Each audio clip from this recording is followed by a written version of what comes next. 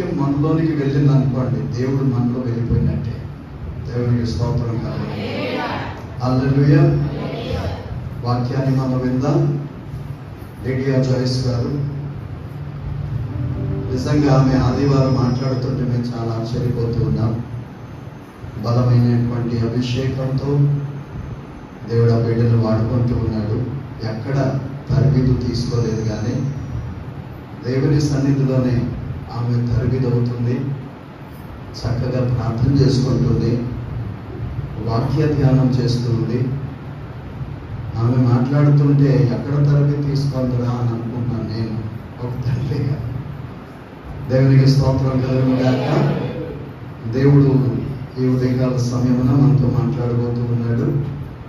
అందరూ ప్రార్థన పూర్వకంగా దేవుని మాటలు ఆలకించినప్పుడు పరధ్యానములు కూర్చోకూడదు, ఏవేవో ఆలోచిస్తూ కూర్చోకూడదు, నిద్ర రాకూడదు. అప్పుడు వాక్యం మనలో పనిచేస్తారు. పనిచేసిన వాక్యమే ఫలిస్తారు. వాక్యం పని చేయలేదనుకోండి, ఫలించాలి.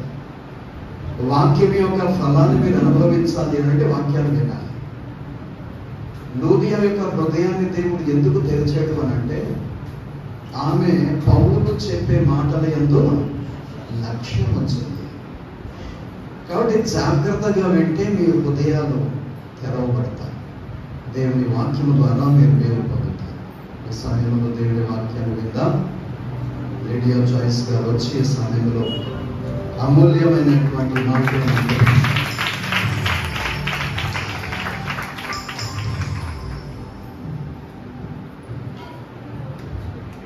దేవునికి స్తోత్రం. హల్లెలూయా.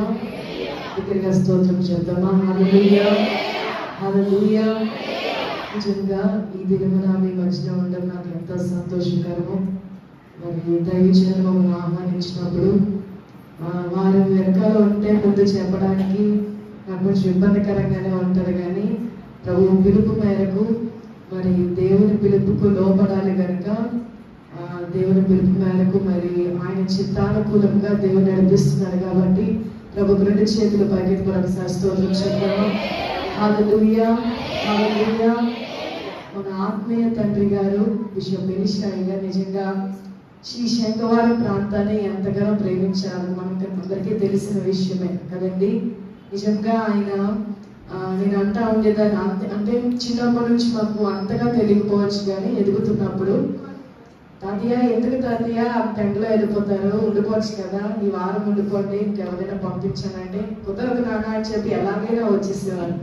ఎంత బలహీనత ఉన్నా, ఎంత బాగోకపోయినా, ఎంత నీరసమైనా పరుగులెడుతూ ఇక్కడికి వచ్చేసేవారు. నిజమే కదండి. ఈ మధ్యన ఎప్పుడు ప్రతి ఆదివారం ఉండేవారు తాతయ్య. అందుని బట్టి ప్రభుకి స్తోత్రం చెప్దామా? హల్లెలూయా. నిజంగా నేను రాత్రి ఇక్కడికి వచ్చినప్పుడు ఇక్కడ నుంచి నాకు వెళ్ళబుద్ధి లేదు. మీలో ఉన్న ఆశ, ప్రభుని స్తుతించాలన్న ఆశ. గత రాత్రి అయ్యగారు చెప్పారు కదండి, నిజంగా శంఖవారం వాళ్ళు ప్రార్థన చేస్తే చిన్న అలా వినాలనిపిస్తుంది. వాళ్ళు చప్పట్లు కొడితే వాళ్ళ స్తుతి నిజంగా వాళ్ళలో ఉన్న ఆసక్తి ఏంటో తెలుస్తుంది అన్నప్పుడు నిజంగా నేను రాత్రి నేను అనుభవించాను. అందుని బట్టి దేవుని మహిమపరుద్దామా? హల్లెలూయా. మీరు ఎంత ఆకలితో ఉన్నారో ప్రభు వాక్యము కొరకు ప్రభుని స్తుతించాలని ఎంతగా ఆసక్తి కలిగి ఉన్నారో రాత్రి కాలం అంతా నేను తెలుసుకుని ఉన్నాను. అందుని బట్టి నేను ప్రభుకి ఎంతో కృతజ్ఞురాలనై ఉన్నాను. హల్లెలూయా. ఈ రోజు మీ మధ్యన మరి మీతో మాట్లాడడానికి, దేవుని మాటలు బోధించడానికి దేవుడు నన్ను ఇక్కడ తీసుకొచ్చిన విధానికి నేను ఎంతో భాగ్యంగా ఎంచుకుంటున్నాను. కాబట్టి మన వాక్యంలోకి వెళ్ళే ముందు చిన్న ప్రార్థన చేసుకుని మనం ప్రారంభించుకుందాం. మహాపరిశుద్ధుడా, జీవం గల తండ్రి, అయా నీ ఘనమైన నామానికి స్తోత్రాలు, వందనాలు చేయించుకుందాం ప్రభువా. అయా ఇదిగో మమ్మల్ని ఏర్పాటు చేసుకున్న విధానికే నీకు స్తోత్రాలు తండ్రి. అయా మాకు ఇచ్చిన సమయానికే నీకు వందనాలు ప్రభా.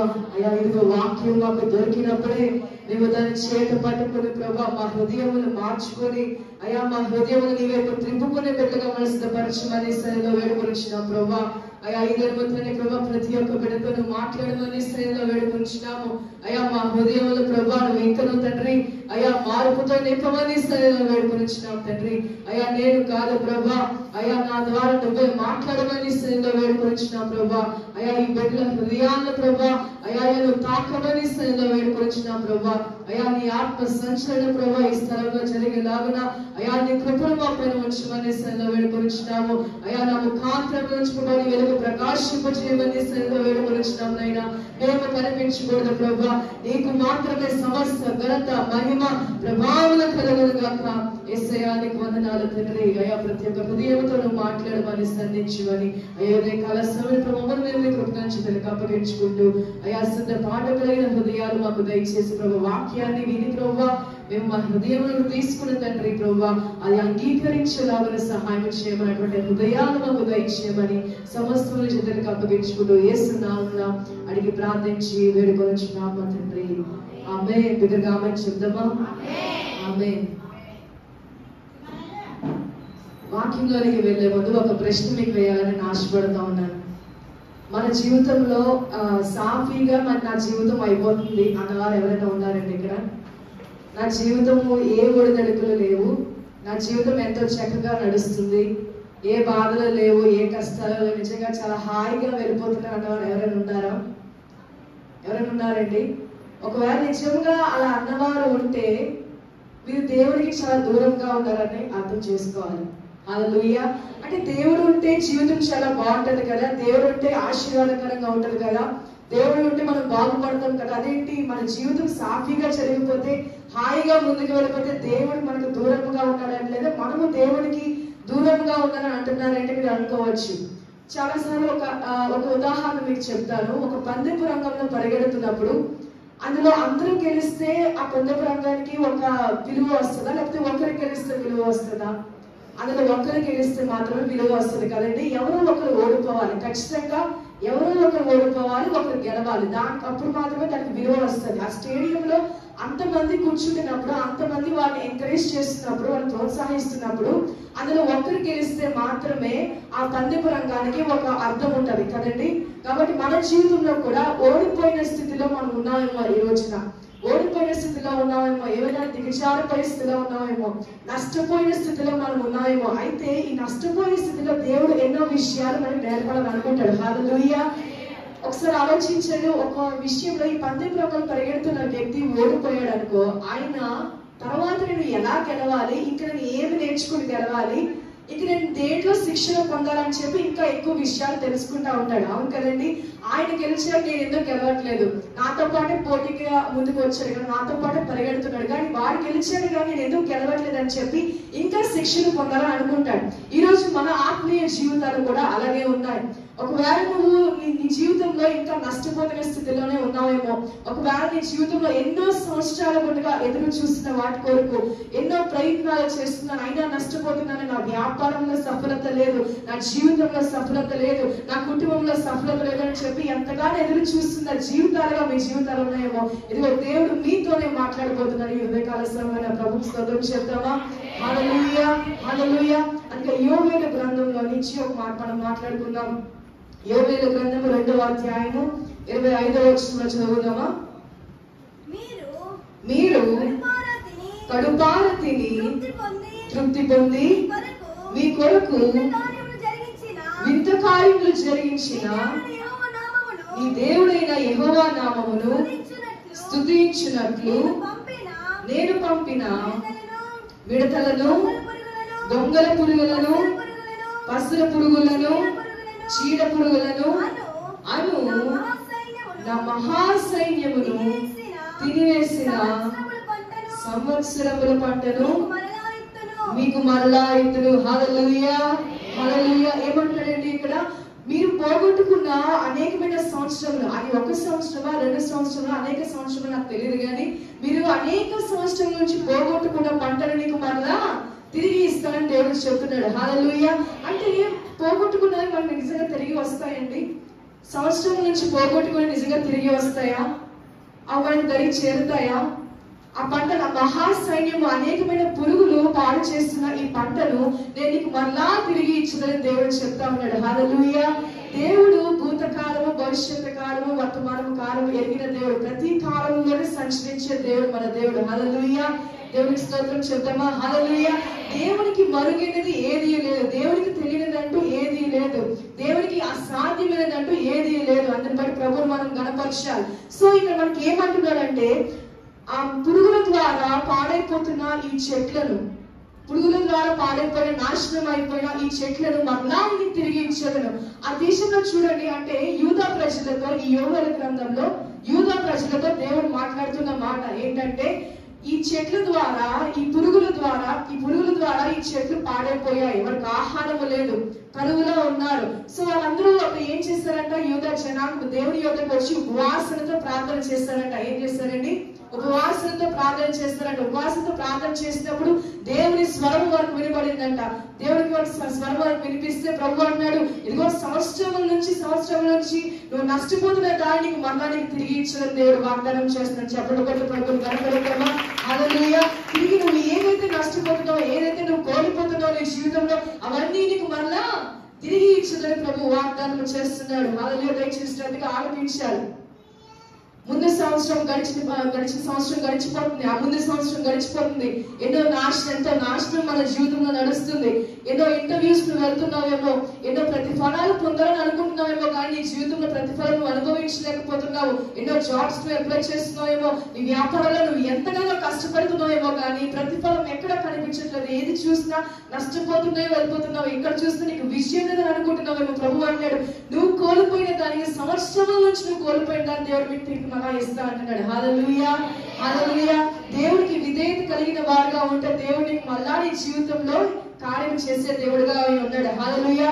కాబట్టి నువ్వు ఏదైతే పోగొట్టుకుంటున్నావో, ఏదైతే దేని నుంచి అయితే నువ్వు ఫెయిల్యూర్ అయిపోతున్నావో, దేని నుంచి అయితే నీలో విఫలము కనిపిస్తుందో, పోగొట్టుకుని దానికంటే ప్రతిఫలం, అధికమైన ప్రతిఫలం దేవుని జీవితంలో కలుగజేయబోతున్నాడు. హల్లెలూయా, హల్లెలూయా. ఒకవేళ నువ్వు ఎవరికైనా నీ యొక్క ధనమును ఇచ్చి నువ్వు మోసపోయావేమో, మీ వ్యాపారంలో ధనమును వేరే వారికి ఇచ్చి నిజంగా వారిని ఎంతగానో మేము నమ్మేంటే కానీ వారు నా జీవితంలో మేము మోసపోయాము, వారిని నమ్ముకుని మేము మోసపోయాం అనుకుంటున్నావేమో, వడ్డీతో సహా దేవుని నీకు గొప్ప కార్యం చేయబోతున్నాడు. హల్లెలూయా, హల్లెలూయా. కాబట్టి పురుగులు తిన్న దాన్ని ఆ స్థలంలో మళ్ళా నేను పంపివేసి నీ జీవితంలో కార్యం చేస్తానని ప్రభువు చెప్తున్నాడు. ఈ పురుగులు ఎటువంటివంటే, ఒకవేళ నీ జీవితంలో నష్టం కలిగించేవారు, బయట వారు ఎవరైనా నష్టం కలిగించేవారు, దుష్టులు ఎవరైనా నీ జీవితంలోకి వస్తున్నారేమో, నీకు కీడు తలపెట్టాలని, నువ్వు ఎదుగుతుంటే చూడకుండా నువ్వు ఎదుగుతుంటే వారు చూడకుండా ఉండలేకపోవడం, అటువంటి పరిస్థితులు జీవితంలో వచ్చినప్పుడు ప్రభు అంటాడు, వీటన్నిటి నుంచి దేవుడు నిన్ను కాపాడుతానని వాగ్దానం చేస్తున్నాడు. దేవుని స్తోత్రం. హల్లెలూయా, హల్లెలూయా. నువ్వు ఏవైతే కోల్పోతున్నావో, సంవత్సరం నుంచి కోల్పోతున్న దాన్ని, ప్రతి దాన్ని దేవుడు నీకు ఇస్తానంటున్నాడు. అదేంటంటే గడిచిన కాలం ఒక కాలం గడిచిన కాలం మనం తిరిగి వస్తుందా? 2024 సంవత్సరం అయిపోయింది, 2020 సంవత్సరం అయిపోయింది, 2021 అయిపోయింది. ఆ కాలం మళ్ళీ రావాలి, ఆ సమయం మళ్ళీ రావాలి, ఆ సంవత్సరం మళ్ళీ రావాలంటే మళ్ళీ వస్తుందా? కానీ దేవుడు ఏంటి ఇక్కడ అంటున్నాడు, నీ పోగొట్టుకున్న సంవత్సరాలన్నీ మళ్ళీ తిరిగి నీకు ఇస్తాడంట దేవుడు. దానికి దీనికి ఉన్న వ్యత్యాసం. నిజంగా దేవుడు ఇస్తాడా? నిజంగా నేను కోల్పోయిన దాన్ని, నష్టపోయిన దాన్ని దేవుడు నాకు ఇస్తాడా? నా జీవితంలో నేను ఒక్కదాన్నే నేను దేవుని సన్నిధికి వస్తున్నా, లేదా నేను ఒక్కనే దేవుని సన్నిధికి వస్తున్నాను, నా కుటుంబం మారుతుందా? నా భర్త మారుతాడా? నా పిల్లలు మారుతారా? నా భార్య మారుతారా అని చెప్పి ఎన్నో సంవత్సరాలుగా ఎదురు చూస్తున్నావేమో, ఎన్నో సంవత్సరాలుగా నష్టపోతూ ఉన్నావేమో. దేవుడు నిజంగా ఈ కార్యము చేస్తాడంటారా నా జీవితంలో? సంవత్సరం నుంచి నేను ఎంతగానో బాధపడుతున్న దాని గురించి దేవుడు మళ్ళా నాకు తిరిగి ఇస్తాడంటావా? ఎన్నో సంవత్సరాలు ఉండగా నేను అనారోగ్యంగా ఉన్నానే, ఎంతో వ్యాధితో నేను బాధపడుచున్నాను, దేవుడు నాకు మళ్ళా తిరిగి ఆరోగ్యం అనుగ్రహిస్తాడంటారా? దేవుడు మళ్ళా నాకు తిరిగి స్వస్థపరుస్తాడంటారా? వయసు అయిపోతుంది కానీ నాకు ఆరోగ్యం రావట్లేదు అనుకుంటున్నావేమో. నాకు వయసు అయిపోతుంది కానీ నా వ్యాపారంలో ఇంకా సఫలత రావట్లేదు, నా వయసు అయిపోతుంది కానీ నేను జీవితంలో సక్సెస్ అనుభవించలేకపోతున్నాను, నా జీవితంలో నేను ఏదో ఒకటి సాధించలేకపోతున్నాను అనుకుంటున్నావేమో. ప్రభు అంటున్నాడు, నేనుండగా నేను నీ జీవితంలో కార్యం చేస్తానని ప్రభు చెప్తున్నాడు. హల్లెలూయా, హల్లెలూయా. మనం దేవుడు అంటే దేవుడిని ఎంతగా ఆశీర్వదిస్తాడంటే, నీ గిన్నె నిండి పొరలంత వరకు దేవుడిని ఆశీర్వదిస్తాడు. హల్లెలూయా. కేవలం నువ్వేం చేయాలో తెలిసి దేవుడి పైన విశ్వాసం ఉంచితే చాలు. హల్లెలూయా. దేవుడు మనల్ని ఒక అద్భుత విధిగా తయారు చేసుకున్నాడండి. దేవుడు మనల్ని ఎలా తయారు చేసుకున్నాడు? ఒక అద్భుతమైన రీతిగా మనం తయారు చేసుకున్నాడు. వండర్ఫుల్ గా దేవుడు మనల్ని క్రియేట్ చేశాడు. ఆయన మనం మర్చిపోయే దేవుడు కాదు, మన నాశనానికి గురి చేసే దేవుడు ఆయన కాదు. హల్లెలూయా, హల్లెలూయా. నీ జీవితంలో ఒక స్థితి అంటూ ఎదురవుతుందంటే దేవునికి ఏదో నేర్పించాలని, దేవుడు నిన్ను ఏదో విధంగా నిన్ను రూపాంతరపరచాలని దేవుడు చూస్తూ ఉంటాడు. ఆ విషయానికి మనం లోబడుతూ ఉండాలి, ఆ విషయాన్ని మనం గ్రహించుకుంటా ఉండాలి. హల్లెలూయా. ఏదో వర్తమానాలు వింటున్నాం, ఏదో వాక్యాలు వింటున్నాం, అవన్నీ ద్వారా మనం హృదయాన్ని రూపాంతరపరుచుకునే వారుగా మనం ఉండాలి. హల్లెలూయా. నా వయసు అయిపోతుంది, ఇంకెప్పుడు దేవుడు కార్యం చేస్తాడు, ఇంకెప్పుడు దేవుడు నాకు సఫలిస్తాడు అనుకుంటాడేమో. అబ్రహాము జీవితంలో కూడా దేవుడు రిటైర్ అయిపోయాకే ప్రామిస్ ఇచ్చాడు. అవును కదండి. అబ్రహాం జీవితంలో ఆయన రిటైర్ అయిపోయాకే దేవుడు వాగ్దానం చేశాడు. ఏమైంది వాగ్దానం చేశాడండి? నీకు సంతాన అభివృద్ధి కలిగి చేసిన దేవుడు వాగ్దానం చేశాడు. హల్లెలూయా. ఈ మాటకు అబ్రహాం విధేయత కలిగి ఉన్నాడా, లేకపోతే నమ్మకుండా దేవుడిని ఎగతాళి పరిచాడండి? విశ్వాసం కలిగి, దేవుని యందు నమ్మకం కలిగి, దేవుని మాటకు లోబడిన వ్యక్తిగా ఉన్నాడు. కాబట్టి ఆయన జీవితంలో ఏమైంది? ఆ కార్యము అబ్రహాము చూడగలిగాడు. హల్లెలూయా. ఆయనకు వయసుతో సంబంధం లేదు, కాలంతో సంబంధం లేదు. ఏ కాలంలో అయినా ఎప్పుడైనా దేవుడు నీ జీవితంలో కార్యం జరిగించే దేవుడు. ఆయన యుగయుగములకు తరతరములకు దేవుడై ఉన్నాడు. హల్లెలూయా. హల్లెలూయా. అందుకే కీర్తన గ్రంథం 90:1 ఉంటది, తరతరములకు నీవు దేవుడుగా ఉన్నావయ్యా, నాకు నివాస స్థలము నీవు చెబుతారా? ప్రభువా, తరతరముల నుండి మాకు నివాస స్థలము నీవే. హల్లెలూయా. హల్లెలూయా. మనుషులు వస్తారు వెళ్ళిపోతారు, మన చుట్టాలు వస్తారు వెళ్ళిపోతారు, బంధువులు వస్తారు వెళ్ళిపోతారు, కానీ నిరంతరము నిత్యము నిలిచేవాడు ఎవడంట? ఎవరండి నిరంతరము నిత్యము నిలిచేవాడు? దేవుడే మన పక్షాన్ని నిలుస్తాడంట. ఆయన సర్వాంతర్యామి. హల్లెలూయా. హల్లెలూయా. అంటే నీ జీవితంలో ఇంకా కార్యము చాలా నెమ్మదిగా జరుగుతుంది. నా జీవితంలో కార్యాలు జరుగుతున్నాయి కానీ చాలా స్లోగా జరుగుతుంది. వ్యాపారము సఫలత నాకు కలగట్లేదు అనుకుంటున్నావేమో. నువ్వు కనిపెడుతున్నప్పుడు ఏంటంటే గాలికి తలుపులు కొట్టుకున్నంతగా, అంటే అంత వేగముగా నీ జీవితంలో కార్యములు జరుగుతాయంట దేవుడిపై నువ్వు ఆశ్రయం ఉంచినప్పుడు. హల్లెలూయా. హల్లెలూయా. దేవునికి స్తోత్రం చెప్తామా? మూయబడిన తలుపులన్నీ తెరవబడును గాక. హల్లెలూయా. మనం ఏంటంటే ఈ 18 సంవత్సరాలు ఇది జరిగిపోవాలి, 24 సంవత్సరం వచ్చినప్పుడు ఇది జరిగిపోవాలి, 30 సంవత్సరాలు ఇలా సెటిల్ అయిపోవాలి, 40 సంవత్సరాలు వచ్చినప్పుడు ఇలా అయిపోవాలి అని అనుకుంటాము. కానీ అంటే దేవునికి ఒక్క క్షణం చాలు నీ జీవితంలో కార్యం చేయాలండి. హల్లెలూయా. మనం ఎన్నో ప్లాన్స్ చేసుకుంటామండి, మనం ఎన్నో ప్లాన్స్ ఎన్నో ప్లాన్స్ మనం వేసుకుంటా ఉంటాం. కానీ దేవుడికి ఒక్క క్షణం చాలు నీ జీవితంలో ఒక టర్న్ ఓవర్ తేవాలంటే. హల్లెలూయా. హల్లెలూయా. కేవలం నువ్వేం చేయాలో తెలుసా? దేవుడి పైన విశ్వాసం ఉంచి తెచ్చాలి. హల్లెలూయా. బయట వారు అంటూ ఉంటారు, అడిగిన అంటూ ఉంటారు వచ్చి, అమ్మ నువ్వు ఇలాగా ఈ యొక్క దీన్ని పాటించకపోవడం వలన, ఈ ఆచారాన్ని పాటించకపోవడం వల్ల జరిగింది, నీ కుటుంబంలో దీని వల్ల నీకు సమస్య వచ్చిందంటే ఆ ఆచారాలు పాటించకపోవడం వల్ల నీకు ఇలా జరిగిందని చెప్పి తప్పుడు దారిలో నేను తీసుకుని వెళ్తారు. అయితే వారి మాట నువ్వు వింటున్నావా? అక్కడ దేవుని గణపరిచే రీతిగా ఉంటున్నావా? నువ్వు చూసుకోవాలి. ఈ రోజు సంవత్సరం నుంచి నువ్వు చెడిపోతున్న దాని గురించి, సంవత్సరం నుంచి నష్టపోతున్న దాని నుండి దేవుడు నిన్ను విమోచించాలని అనుకున్నాడు. అయితే అలా విమోచించాలంటే నువ్వేం చేయాలో తెలుసా? దేవుని పైన ఆధారపడడం నేర్చుకోవాలి, దేవుని గణపరచడం నేర్చుకోవాలి. నువ్వు చేస్తున్న పనుల ద్వారా నువ్వు ఎవరిని స్తుతిస్తున్నావు? ఈ దినమున బయట దేవుని గణపరుస్తున్నావా? ప్రజల్లో దేవుని గణపరుస్తున్నావా? నీ పరిస్థానంలో దేవుని గణపరుస్తున్నావా లేదా అనే విషయాన్ని గ్రహించుకోవాలి. హల్లెలూయా. హల్లెలూయా. దేవుని గణపరిచే రీతిగా నువ్వు అంటే దేవుని ఎత్తైన స్థలంలో నిలబడతాడంట. హల్లెలూయా. స్తోత్రం చెప్తామా? హల్లెలూయా. ఈరోజు నువ్వు ఎవరిని స్తుతించే విధముగా ఉన్నావు? అవతల ఉన్న అమోరుని దేవుని స్తుతించే విధముగా ఉన్నావా, లేక వేరొక దేవుని స్తుతించే విధముగా ఉన్నావా, లేదా జీవము కలిగిన దేవుని గణపరిచే రీతిగా నీ జీవితం ఉన్నదా లేదా? ఆ రోజు యెహోషువ ప్రశ్నించినట్టుగా దేవుడు నీ జీవితాన్ని కూడా ప్రశ్నిస్తున్నాడు. హల్లెలూయా. కాబట్టి నువ్వు ఏ విధముగా నువ్వు జీవిస్తున్నావు, ఎవరిని స్తుతించినట్టు బ్రతుకుతున్నావు, నీ వీధిలో నీ పని ప్రాంతంలో ఎవరిని కనపరిచే విధముగా నువ్వు బ్రతుకుతున్నావు? బయటికి ఒక క్రైస్తవులుగా కనిపిస్తున్నావు కానీ ఎన్నో ఆచారాలు మన జీవితంలో ఉంటాయి. కొన్నిసార్లు ఏంటంటే వాళ్ళే చేశారండి, మా ఇంట్లో వాళ్ళే చేశారండి, నాకేం తెలియదు అని చాలా మంది స్త్రీలు అంటూ ఉంటారు. మా ఇంట్లో ఏంటంటే వాళ్ళే చేశారండి, మా ఆయనగానే చేశారండి, మా పిల్లలే చేశారు, నాకేం సంబంధం లేదు. అంటే కుటుంబంతో నీకు సంబంధం లేదా అమ్మా? కుటుంబం అంతా ఎవరిపైన ఆధారపడుతుందంటే ఒక స్త్రీ పైన ఆధారపడుతుందంట. కాబట్టి మన కుటుంబంలో ఏమి జరుగుతుందో అన్న విషయాన్ని మనం శ్రద్ధగా గ్రహించుకున్న వారుగా ఉండాలి. అన్ని ఆచారాలకు వెళ్ళిపోతుందా దేవుడు, లేకపోతే దేవుని గణపరిచే విధముగా ఉంటుందా లేదని పరిశీలించుకోవాలి. హల్లెలూయా. హల్లెలూయా. నీలో విశ్వాసం ఉండి విశ్వాసంతో ప్రార్థన చేయాలంట. విశ్వాసంతో ప్రార్థన చేస్తే నీ దేవుడు నీ జీవితంలో సఫలమైన కార్యాలు జరిగిస్తాడు. హల్లెలూయా. దేవునికి స్తోత్రం చెప్తామా?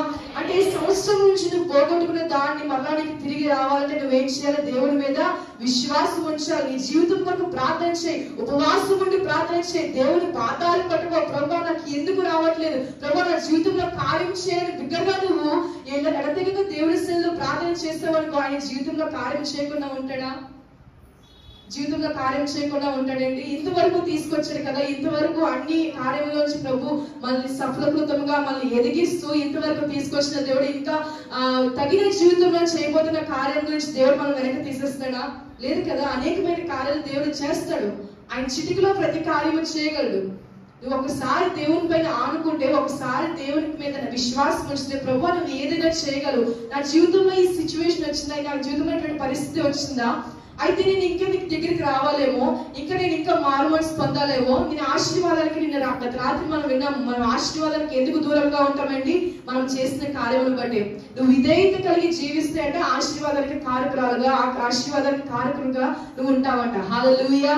స్తోత్రం చేద్దామా? అంటే అంచెలంచెలుగా దేవుడు మనల్ని అభివృద్ధి పరుస్తూ ఉంటాడు. హల్లెలూయా. ఒకవేళ నీ జీవితంలో వచ్చిన పరిస్థితుల గురించి నువ్వు భయపడుతున్నావేమో, భయము సాతాను నుంచి వచ్చినది. భయము ఎక్కడి నుంచి వస్తుందండి? అపవాది నుంచి వచ్చినది భయం అన్నమాట. ఈ అపవాదిని, ఈ భయం నువ్వు జయించాలంటే నీకు ఎవరు తోడుగా ఉండాలి? ప్రభు అయిన యేసుక్రీస్తు నీకు తోడుగా ఉండాలి. హల్లెలూయా. హల్లెలూయా.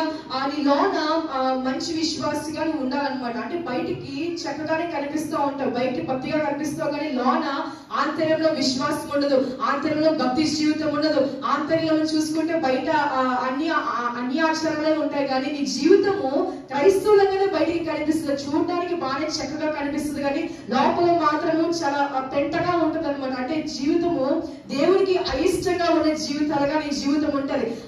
దేవుడికి అయిష్టంగా ఉన్నప్పుడు నీ జీవితంలో దేవుడు కార్యం చేస్తాడా? లేదు కదా. దేవుడికి ఇష్టంగా ఉంటేనే దేవుడి జీవితంలో కార్యం జరిగిస్తాడు. హల్లెలూయా. కాబట్టి ఏది నీ జీవితంలో కార్యం చేయకుండా ఆపుతుందో అది నువ్వు నీ జీవితాన్ని పరిశీలన చేసుకోవాలి. హల్లెలూయా. నువ్వు దేనికి వెనకబడి ఉన్నావో, నువ్వు దేంట్లో వెనకబడి ఉన్నావో, విశ్వాసంలో వెనకబడి ఉన్నావేమో, దేవుడి సన్నిధిలో ఎడతెగక ప్రార్థన విషయంలో వెనకబడి ఉన్నావో, దేని విషయంలో వెనకబడి ఉన్నావో దాన్ని పరిశీలించుకుంటే దేవుడు నీకు అనేక సంవత్సరాల నుంచి నష్టపోయిన దాని నుంచి నీకు మరలా తిరిగి దేవుడు అభివృద్ధి పరచబడుతున్నాడంట. హల్లెలూయా. ఇది పునరుద్ధరించాలని దేవుడు అనుకుంటాడు, నేను మరలా రెస్టోర్ చేయాలని ప్రభు అనుకుంటున్నాడు. ఆయన సిద్ధంగా ఉన్నాడు. నీ హృదయాన్ని ఆయనకి అర్పిస్తే ప్రభు ఎన్నో కార్యములు నీ జీవితంలో జరిగించాలని అనుకుంటున్నాడు. హల్లెలూయా. హల్లెలూయా. సున్నము కొట్టిన సమాధుల వల్ల మన జీవితం ఉండకూడదు. సమాధులు ఎలా ఉంటాయండి? బయటకు చూస్తే చక్కగా పెయింట్ వేసి అన్ని చక్కగా కనిపిస్తుంది, కానీ లోపల చూస్తే కుళ్ళు, వాసన. అటువంటి ఆత్మీయ జీవితాలుగా మన జీవితాలు ఉండకూడదు. మన జీవితాలు ఎలా ఉండాలి? బయట అలాగే ఉండాలి, లోన కూడా అలాగే ఉండాలి. బయట ఎంత తెల్లగా కనిపిస్తామో లోన కూడా అంత తెల్లగానే ఉండాలి మన హృదయాలు. దేవునికి స్తోత్రం. హల్లెలూయా. వేషధారణ హృదయాలను ప్రభు మెచ్చుకునే దేవుడు కాదు. నువ్వు మారు మనసు కలిగి బయట లోపల ఒకే రీతిగా ఉండాలని దేవుడు కోరుకుంటున్నాడు. దేవునికి స్తోత్రం. హల్లెలూయా. హల్లెలూయా. సమాజంలో దేవుని గణపరిచే రీతిగా నువ్వు ఉండాలి. నువ్వు నలుగురిలో వెళ్తున్నప్పుడు, ఏ పని స్థలంలో ఉన్నప్పటికీ ఈ ఫలానా వ్యక్తికి చాలా నమ్మకస్తుడు అన్న పేరు నీకు ఉందా, లేకపోతే ఈయన మోసగాడు, ఇవి మోసగతి అన్న పేరు నీకు ఉందా లేదని నువ్వు పరిశీలన చేసుకోవాలి. అప్పుడే నువ్వు ఎప్పుడైతే యథార్థత కలిగి ఉంటావో, ఎప్పుడైతే నువ్వు నమ్మకంగా ఉంటావో దేవుడిని ఆశీర్వదించడం మొదలు పెడతాడు. హల్లెలూయా. అంచెలంచెలుగా. అంటే చూడండి, ఫస్ట్ క్లాస్ తర్వాత సెకండ్ క్లాస్కి వెళ్తాం, మొదటి తరగతి తర్వాత రెండో తరగతికి వెళ్తాం, రెండో తరగతి నుంచి 10వ తరగతికి వెళ్ళిపోతామా, 5వ తరగతికి వెళ్తామా? లేదు కదా. వాళ్ళకి జ్ఞానం ఎలా వస్తుంది, అప్పుడు బుద్ధి ఎలా వస్తుంది? ప్రతి దాంట్లో అంచెలంచెలుగా ప్రభు నిన్ను అభివృద్ధి పరుస్తూ ఉంటాడు. హల్లెలూయా. ఒకవేళ అలా ప్రభు అభివృద్ధి పరుస్తున్నప్పుడు ఒకవేళ మధ్యలో దిగజారిపోయిన పడిపోయినా సరే పర్వాలేదు, ఎందుకంటే దేవుడు నీకు తోడుగా ఉన్నాడు. హల్లెలూయా. కొన్నిసార్లు మన జీవితంలో ఏంటంటే తొట్టిల్లే సమయాలు వస్తాయి, దిగజారిపోయే సమయాలు వస్తాయి, పడిపోయే సమయాలు వస్తాయి. అంటే మన జీవితంలో ఆన్సర్, జవాబు అనేది కనిపించదు. ప్రభా ఏం జరుగుతుంది నా జీవితంలో? ప్రభా నా జీవితంలో సఫలము లేదే, నా కుటుంబంలో ఆశీర్వాదము లేదే, నా వ్యాపారంలో ఆశీర్వాదం లేదు, నేను ఎన్నో ఇంటర్వ్యూస్ వెళ్తున్నాను, ఇంతకు చెప్పిన విధంగా ఎన్నో జాబ్స్ అప్లై చేస్తున్నాను, నా జీవితంలో ఆశీర్వాదం లేదే, ఏంటి ప్రభు నా జీవితంలో ఏంటి అడుగుతున్నావేమో ఈ దినము నన్ను జ్ఞాపకం చేసుకోవాలి. ప్రభు మీతో నేను మాట్లాడుతూ ప్రభుని జ్ఞాపకం చేసుకోవాలి. ప్రతిదీ దేవుడు అంచెలుగా నేను అభివృద్ధి పరుస్తాడంట. హల్లెలూయా.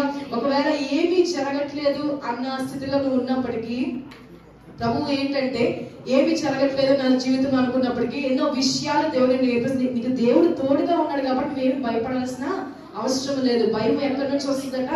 అపవాది నుంచి భయం వస్తుందట. ఈ అపవాదిని నువ్వు జయించాలి అంటే ప్రభువుకు నువ్వు లోబడే వ్యక్తిగా నువ్వు ఉండాలి. హల్లెలూయా. స్తోత్రం చెప్తామా. ఈ ఇశ్రాయేలీలు వారు ఏంటంటే బానిసలుగా బ్రతుకుతున్నప్పుడు, ఈ ఐగుప్తు దేశంలో వారు బానిసలుగా బతుకుతున్నప్పుడు వారికి అంటే తిండి లేదు, ఆహారము లేదు, వారికి జీతము లేదు, ఎన్నో సమస్యలకు వారు గురైపోయినారు అన్న విషయాన్ని మనం ఇక్కడ చూస్తూ ఉంటాం. అంటే వారు దేవునికి భక్తిగానే ఉన్నారు, దేవునికి బలులు అర్పిస్తున్న వారిగా ఉన్నారు. కానీ వారి జీవితం ఏంటంటే ఒక సమస్య, ఒక బాధ, ఒక ఏడుపుగా వారి జీవితం ఉన్నది. అయితే ఈ ఐగుప్తు దేశం నుంచి ఇశ్రాయేలు వారు బయటకు వస్తున్నప్పుడు ఏంటంట, ఈ ఐగుప్తీయులు ఏమైతే సంపాదించుకున్నారో ఆ వెండి నాణెములు, బంగారం ఏమైతే సంపాదించుకున్నారో వాళ్ళ ఆస్తి ఏదైతే ఉన్నదో ఈ ఇశ్రాయేలు ప్రజలు ఐగుప్తు దేశం నుంచి బయటకు వస్తున్నప్పుడు ఏం చేస్తారంటే అండి, ఆ ఐగుప్తీయులు అంట వాళ్ళ అనుకున్న బంగారం ఆస్తి అంట ఇశ్రాయేలు వారికి ఇచ్చేస్తారంట.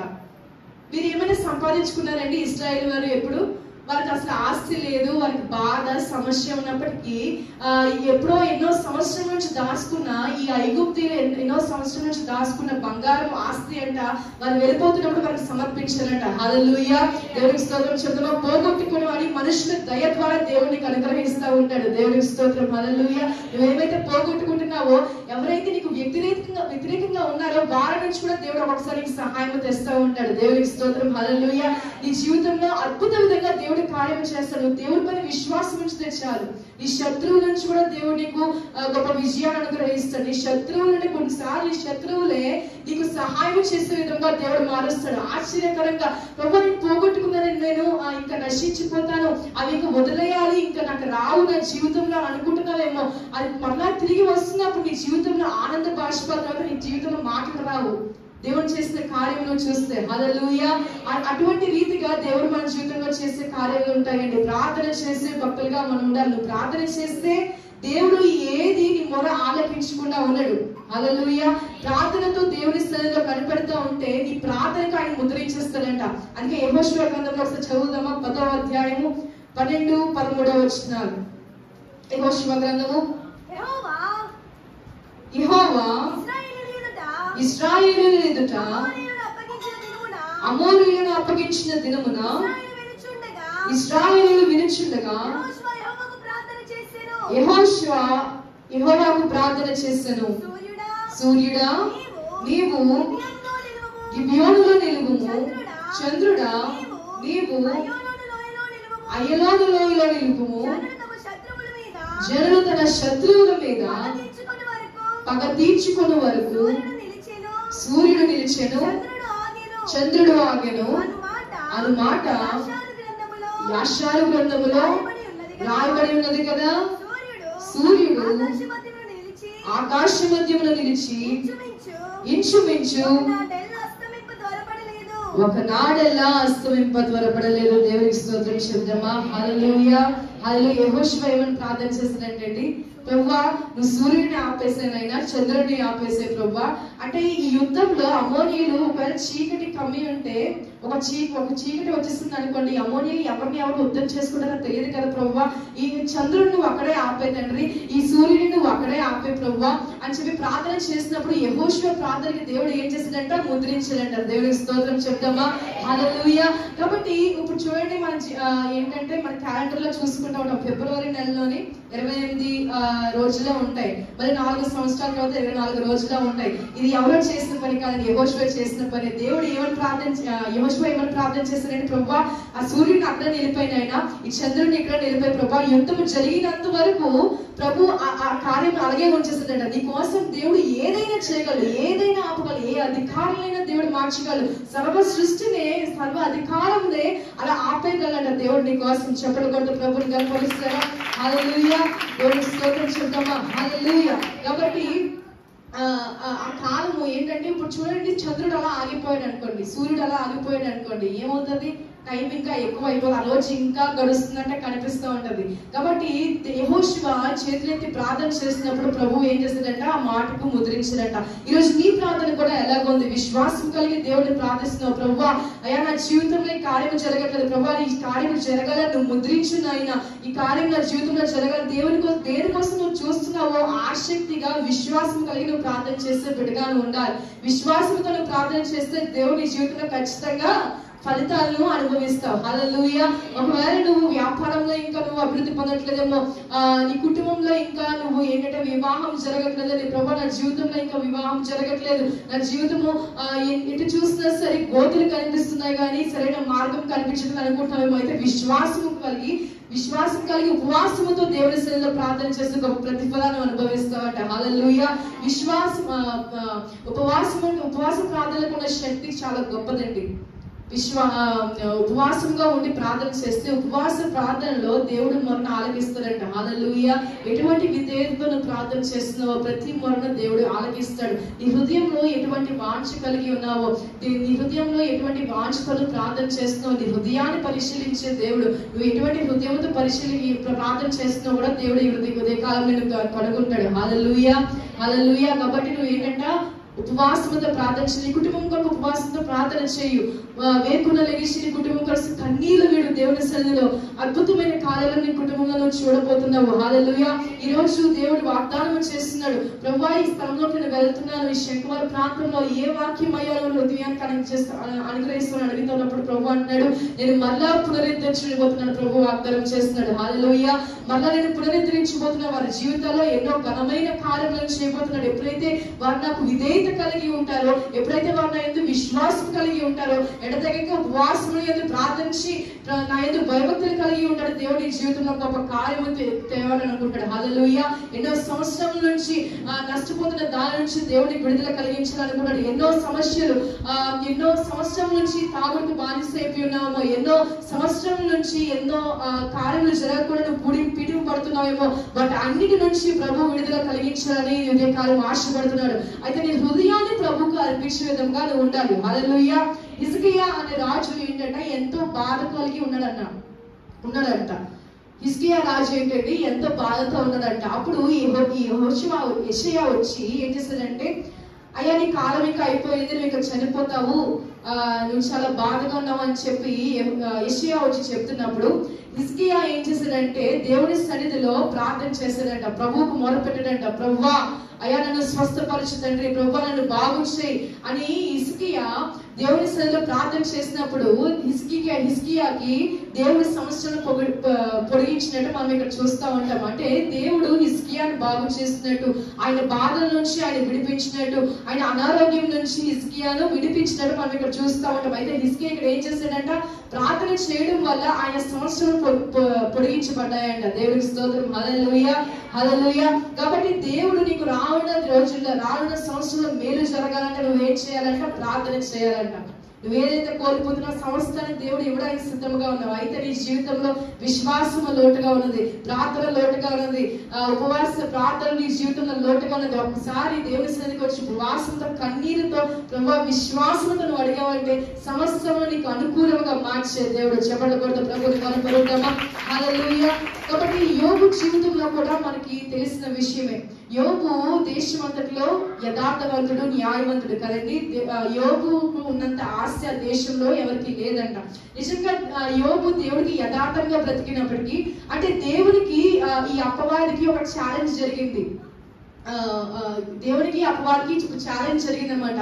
అంటే యోబుకు నువ్వు అన్ని ఇచ్చేస్తున్నావు కాబట్టి, యోబుకు నువ్వు అన్ని సమృద్ధిగా దయచేస్తావు కాబట్టి, పిల్లలను ఇచ్చావు, భార్యని ఇచ్చావు, ఆస్తిని ఇచ్చావు, ఐశ్వర్యాన్ని ఇచ్చావు, సమస్తాన్ని కలుగు చేసావు కాబట్టి, సమస్తాన్ని అనుగ్రహించావు కాబట్టి యోబు నిన్ను స్తుతిస్తున్నాడు. యోబు నీకు విధేయత కలిగి ఉన్నాడు. ఒకవేళ యోబు నువ్వు నష్టపరిస్తే యోబు చూడిని దూషిస్తాడు అని చెప్పి అపవాది ఎప్పుడైతే ప్రభుకు ఛాలెంజ్ చేశాడో ఆ ఛాలెంజ్ ఒప్పుకున్న తర్వాత ఏమైందండి, యోబు జీవితంలో సమస్తాన్ని కోల్పోయాడు. యోబు జీవితంలో సమస్తము నష్టపరుచుకున్నాడు. వాళ్ళ బిడ్డలను కోల్పోయాడు, వాళ్ళ ఆస్తిని కోల్పోయాడు, సమస్తము శరీరం కూడా కుళ్ళుతో ఏంటంటే బహు రోగముతో శరీరం కూడా తయారైందండి. అప్పుడు యోబు ఏం చేశాడంటే ప్రభుని గణపరిచాడా, ప్రభుని దూషించాడండి.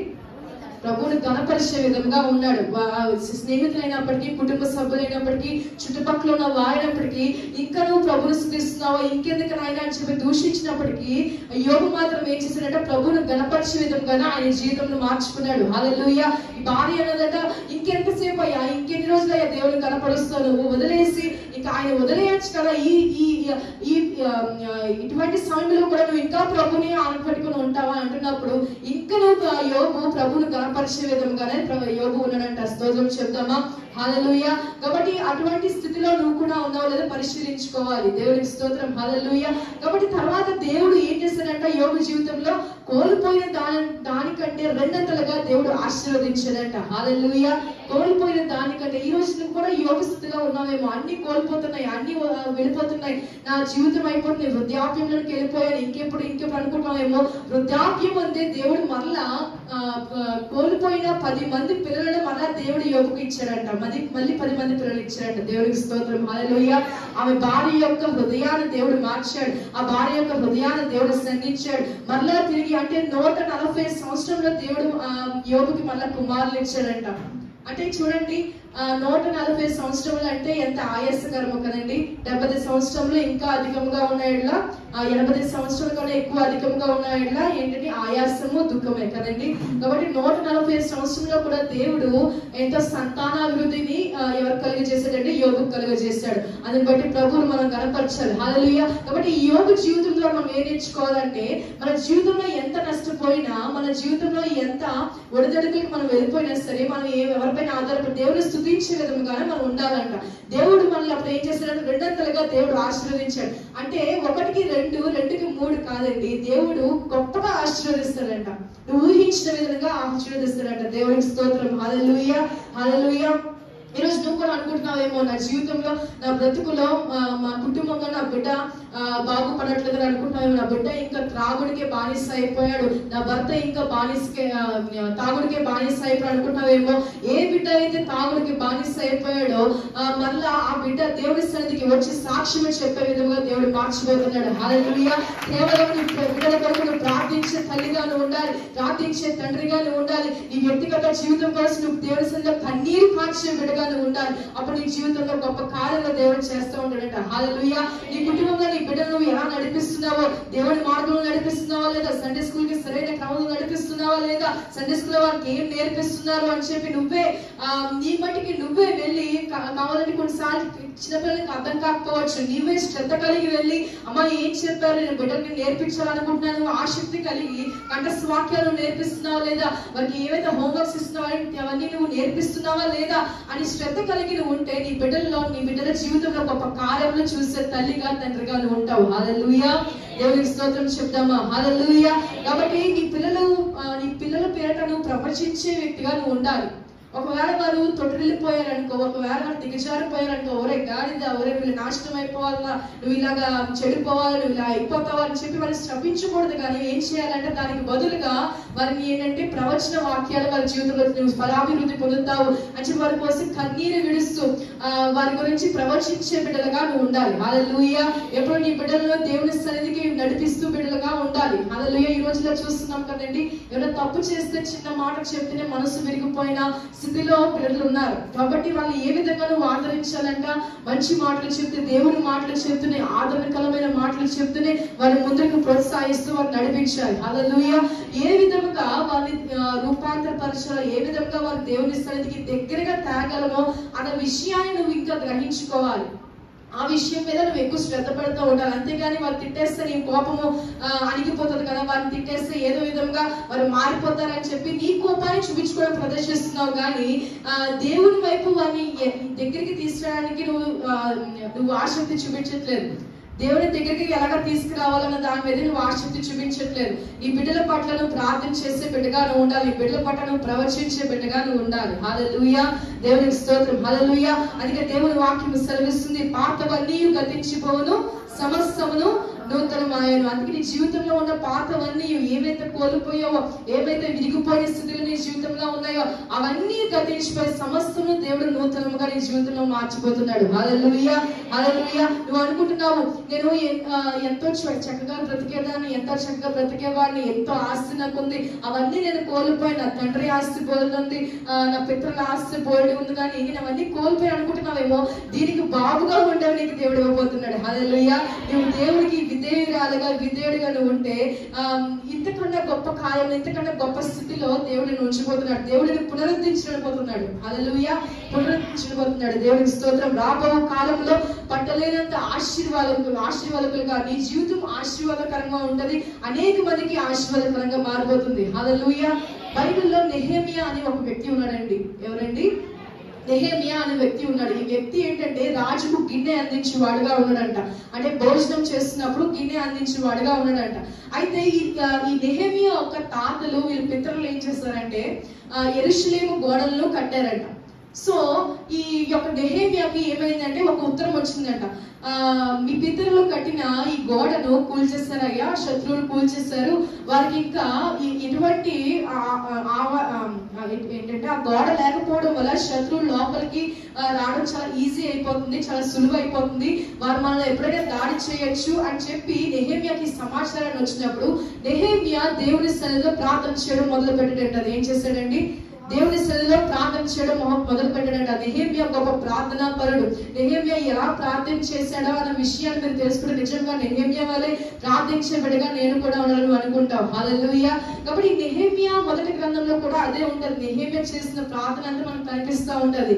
హల్లెలూయా. కాబట్టి నెహెమియా ఏం చేశాడంటే, ప్రభువా అయ్యా నా పితరులు ఇలా కట్టిన ఈ గోడను, యెరూషలేమును కాపాడుతున్న ఈ గోడను శత్రువులు కూల్చివేస్తారని చెప్పి ఎంతో దేవుని సన్నిధిలో నేను ఏం చేయాలి అన్న జవాబు కొరకు నెహెమియా ఎడతెగక దేవుని సన్నిధిలో ప్రార్థన చేస్తున్నప్పుడు అయితే ఏమైంది, ఈ రాజు రాణి ఏం చేశారంటే నెహెమియా దుఃఖంగా ఉండడం చూసి పసిగట్టి, అంటే నెహెమియా చాలా సంతోషంగా ఉండేవాడంట. నెహెమియా చాలా ఆనందంగా ఉండేవాడంట. ఎప్పుడు ముఖం చూసినా సరే ఎంతో వెలుగుగా కనిపిస్తూ ఉండదంట నెహెమియా మొహం. అయితే ఈ రాజుగారు గమనించి, నెహెమియా ఏంటి అంత దుఃఖంగా ఉన్నావు, ఎందుకంత దిగాలుగా ఉన్నావు అడిగినప్పుడు నెహెమియా అంటే, ప్రభువా రాజా నేను ఏం చెప్పగలను, మా పితరులు కట్టిన ఆ యొక్క గోడలను శత్రువులు కూల్చేశారంట.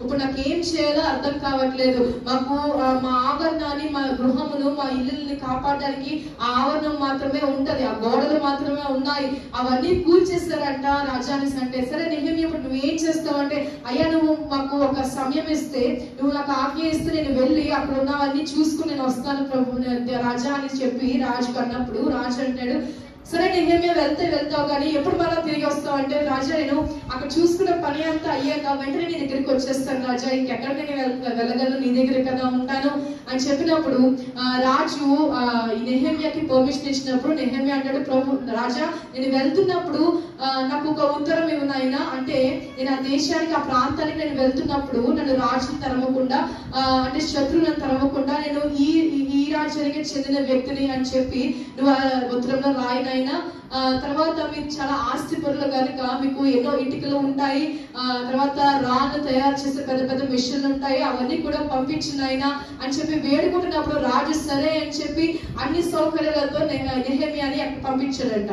సో నెహెమియా ప్రాంతానికి తిరిగి వెళ్ళినప్పుడు నెహెమియాని ఎంతో చులకనగా చూస్తారంట. ఎవడేడు వచ్చేసాడు, ఏదో ప్రాంతం నుంచి కట్టేస్తారంటున్నాడు, గోడలు కట్టేస్తారంటున్నాడు, ఎవడు ఏం చేయగలడు, వేరే ప్రాంతంలో ఒక గిన్నె అందించేవాడుగా ఉన్నాడు, ఏం చేయగలడు అని చెప్పి వాళ్ళు చాలా దర్జాగా ఉన్నారంట.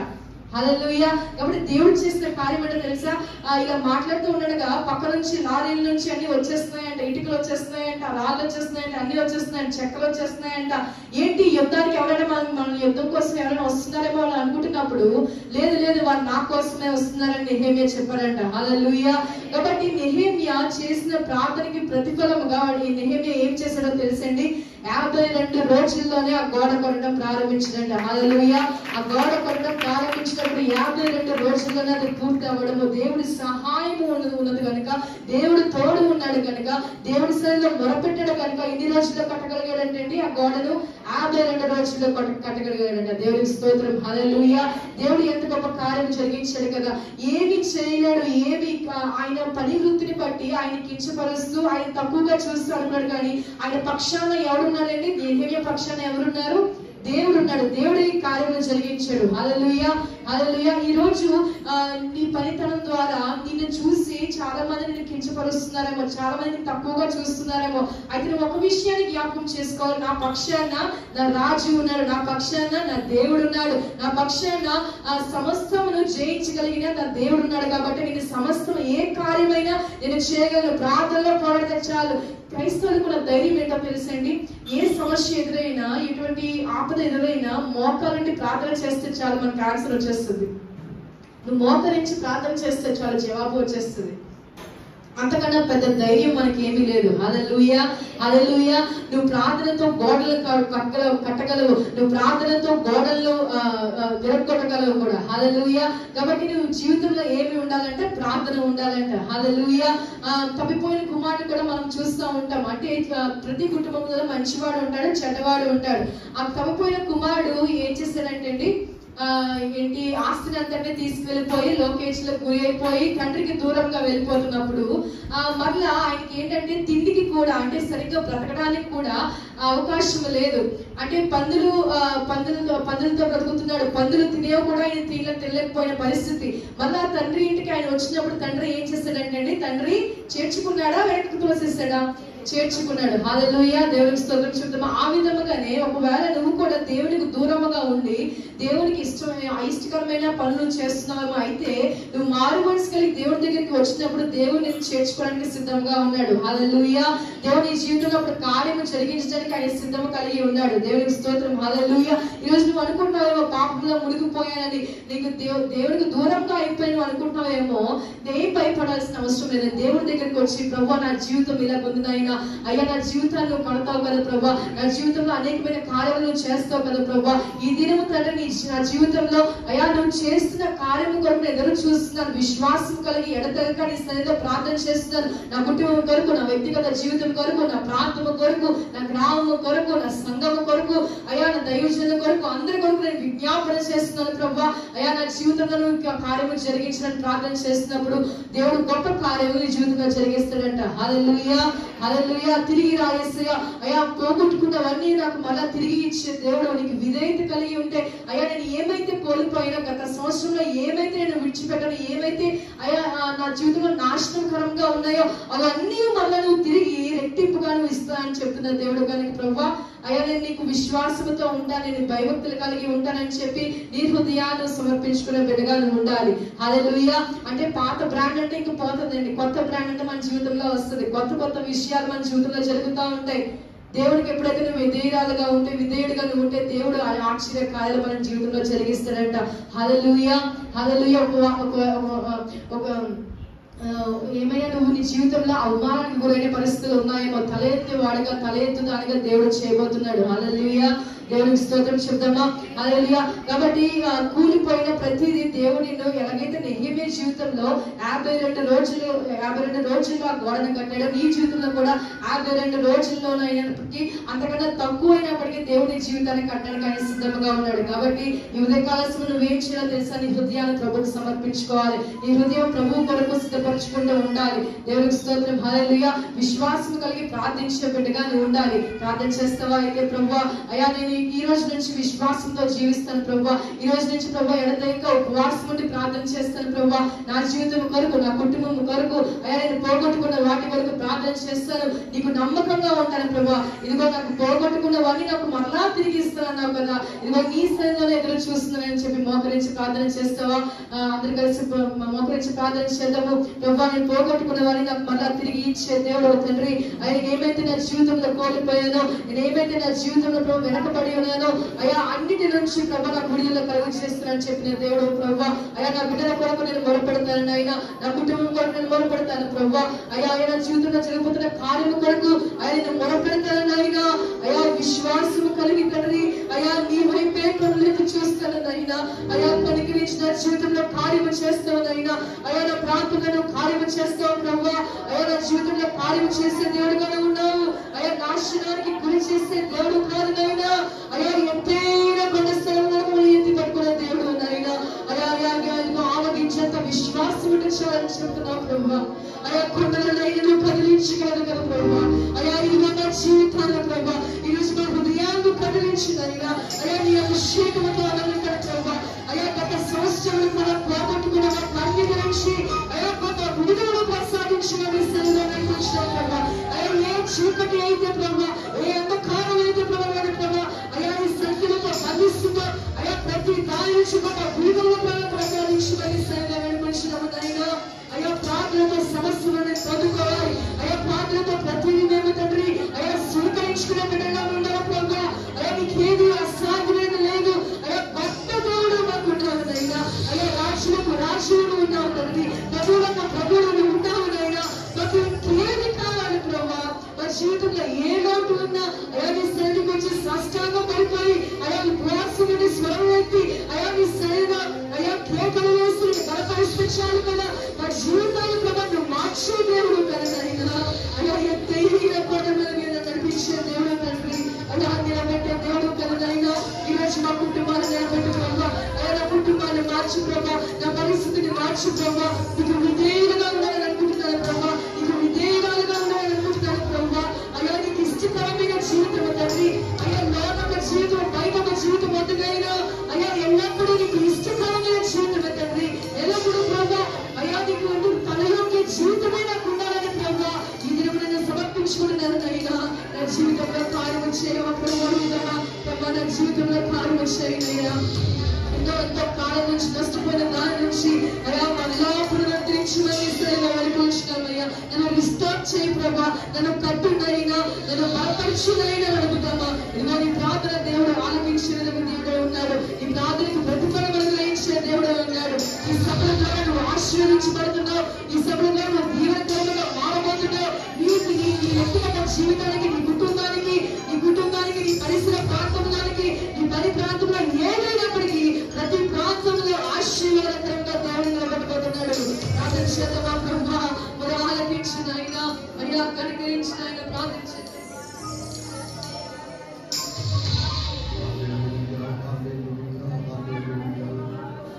స్తోత్రం స్తోత్రం స్తోత్రం స్తోత్రం స్తోత్రం. నీ శక్తి కార్యము తలచి తలచి ఉల్లము పొంగెనయ్యా. నీ శక్తి కార్యము తలచి తలచి ఉల్లము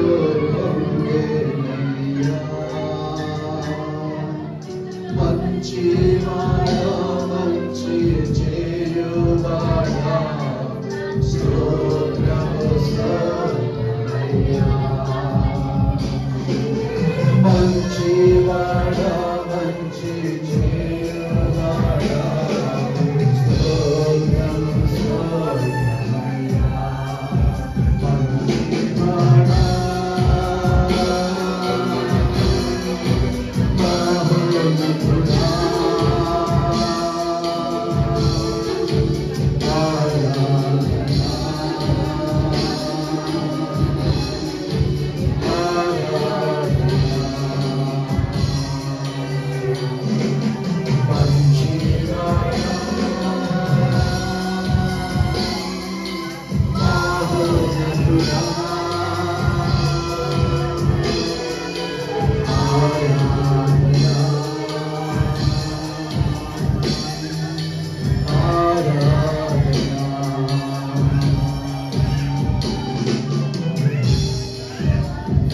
అద్భుత కార్యాలు చేసే దేవుడు, మరలా తిరిగి నీకు అనుగ్రహించడానికి ఇష్టపడుతున్నటువంటి దేవుడు. అద్భుతమైనటువంటి వర్తమానాల ద్వారా ఈ మధ్యాహ్న కాల సమయంలో దేవుడు మనల్ని దర్శించి ఉన్నాడు. దేవుడు నిన్ను విడిచిపెట్టేశాడు అని అనుకోవద్దాం. ఆయన మనలను దాటిపోని దేవుడు, ఆయన మనలను జ్ఞాపకము చేసుకునే దేవుడు, పోగొట్టుకున్న స్థితిని మరలా తిరిగి అనుగ్రహించేటువంటి దేవుడు నిన్ను ప్రేమించుచున్నాడు. నిన్ను ఆదరించడానికి ఆయన సిద్ధముగా ఉన్నాడు. నిన్ను ఓదార్చడానికి ఆయన సిద్ధముగా ఉన్నాడు. నిన్ను అభివృద్ధి పరచడానికి ఆయన సిద్ధంగా ఉన్నాడు. నీ జీవితంలో గొప్ప కార్యములు చేయడానికి ఆయన తలంచుచున్నాడు. ఆయన రెండు చేతులు వైపులకు చాపి నిన్ను తన కౌగిలిలోనికి తీసుకోవాలని ఆయన ఆశపడుతూ ఉన్నాడు. ప్రేమ కలిగిన తండ్రి,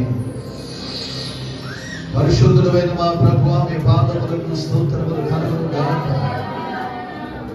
మీ కుమార్తెను నిలబెట్టుకొని మరొకసారి మమ్మల్ని దర్శించినందుకు స్తోత్రములు చెల్లిస్తున్నాము. పూర్వపు స్థితిని మరలా తిరిగి మాకు దయచేసే దేవుడము, పోగొట్టుకుని దానిని మరలా తిరిగి అనుగ్రహించే దేవుడము, పడిపోయిన ప్రాకారములను మరలా తిరిగి కట్టిన దేవుడము, సమస్తమును సమకూర్చిన దేవుడము, సమస్తమును మరలా తిరిగి అనుగ్రహించిన దేవుడము. ఎంతమంది బిడ్డలు ఆవేదనతో ఉన్నారు, దుఃఖంతో ఉన్నారు, బాధతో ఉన్నారు. ప్రభువు వారందరి బాధలను చూస్తూ ఉన్నావు, వారందరి ఆవేదన నీవు చూస్తూ ఉన్నావు. ఏ మధ్యాహ్న కాల సమయంలో ప్రతి వారి యొక్క అవసరమనం ప్రభువైన యేసుక్రీస్తునందు మహిమను తీర్చమని ప్రార్థన చేస్తున్నాము. మహిమ కలిగిన తండ్రి, మీకు వందనాలు స్వామి. మీరు మాకు తోడుగా ఉన్నందుకు స్తోత్రాలు చెల్లిస్తున్నాము. ఈ వర్తమానము ప్రతి హృదయంలో ఫలింపచేయమని, ఈ వాక్యము ద్వారా అందరూ ఆశీర్వదించబడినట్టుగా సహాయము చేయమని ప్రార్థిస్తున్నాము. అర్ధరాత్రి ఈ ఉదయకాల సమయమున రెండు వర్తమానముల ద్వారా మమ్మల్ని దర్శించినందుకు స్తోత్రాలు చెల్లిస్తున్నాము. ఈ రాత్రి కాల సమయంలో కూడా మీరు మాతో మాట్లాడటానికి సిద్ధముగా ఉన్నందుకు మీకు స్తోత్రాలు చెల్లిస్తున్నాము. వీళ్ళందరినీ ఆశీర్వదించి దీవించండి. యేసయ్య నామమున వేడుకొనుచున్నాము తండ్రి.